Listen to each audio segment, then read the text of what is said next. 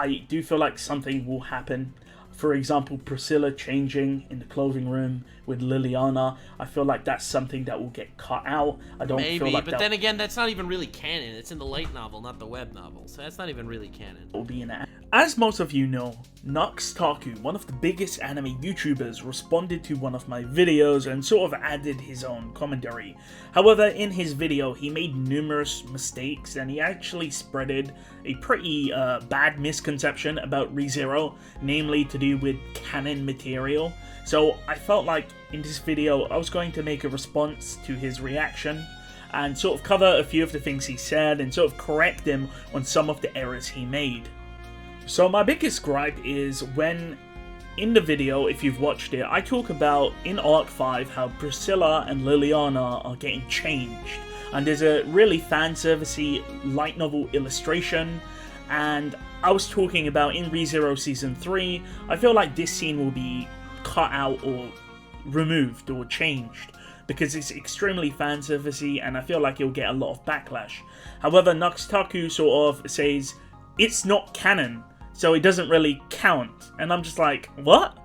I just find it a bit funny because this is the same person that says this. Damn. If you're a web novel reader, then you will obviously know what I'm talking about. But for many of you who are anime only people, that's fine, because I'm going to explain I'm an anime why only exactly. Talk about being confidently incorrect. Like, how can you be an anime only watcher, admit to it, and then in the same breath go, hey, you see that? That's not canon. It's just like, wait, what are you talking about? You're anime only. How would you know what's canon or not? For those that don't know, well, to be fair, ReZero fans don't know this themselves, but the light novel is the true canon of ReZero and not the web novel. The web novel is, of course, a rough draft of the series. The light novel is the true story of ReZero. Back in the day, you could say that there were separate canons, and the web novel and the light novel canon were separate. However, currently that isn't the case, because the light novel is superseding the canon of the web novel, and we've seen this affect the web novel several times. And I'll go into one example to sort of illustrate this point. So this example will contain spoilers, but it's just to illustrate one of the biggest changes, how it's retroactively changed in the web novel.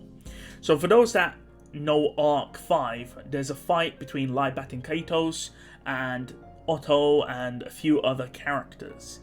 In this fight, in the web novel, Libat and Kaitos gets defeated and a character called Luis Arneb takes over his body and then runs away. And that's all that happens in the web novel. However, in the light novel, a similar thing happens. However, Luis Arneb takes control of Libat and Kaitos' body and she transforms into herself, because that's her ability. She can essentially transform Libat and Kaitos' body into what she looks like, and that's the illustration you can see on screen here. So this only happens in the light novel. It doesn't happen in the web novel at all. So the very important distinction is that in the light novel, Otto, Beatrice have seen what Luis Arneb looks like. However, in a web novel, they don't, because Luis Arneb never transforms physically in the web novel. Now, the reason why I say that the light novel supersedes the web novel is because in the Arc 7 web novel, Luis Arneb is present in her sort of lolly girl form, right? And Beatrice and Otto recognize her. And this happens in a web novel. But as I just stated, in the Arc 5 web novel, Otto and Beatrice never physically see her.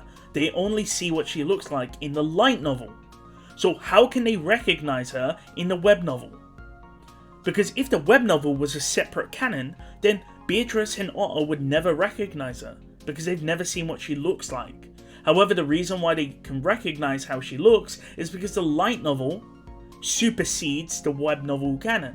So that change that was made in Arc 5 of Luis transforming into herself is confirmed to have happened in the web novel, even though it's not written in the web novel, because Otto and Beatrice recognize her in the Arc 7 web novel, and again, like I said, that doesn't happen in the Arc 5 web novel.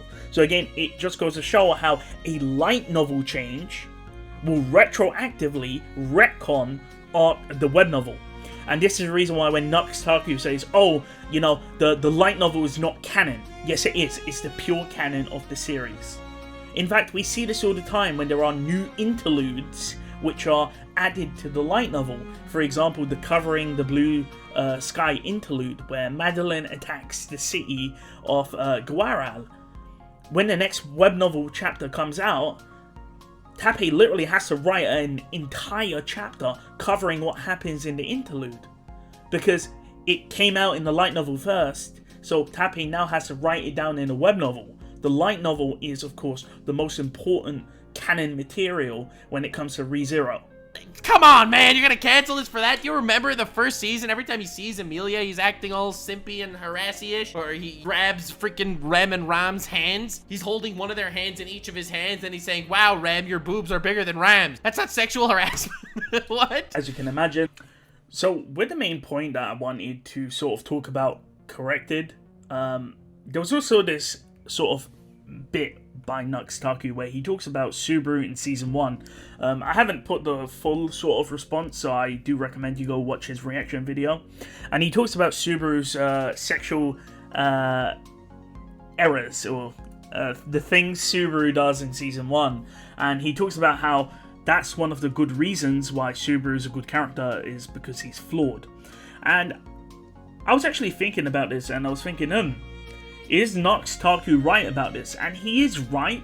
I mean, he's embellishing. Like, the reason why Subaru takes Rem and Ram's hands is because he wants to know who was holding his hand when he was having a nightmare. And of course, he held Beatrice's hand. It wasn't her, so therefore it must have been Rem and Ram, and that's the reason why he grabbed their arms.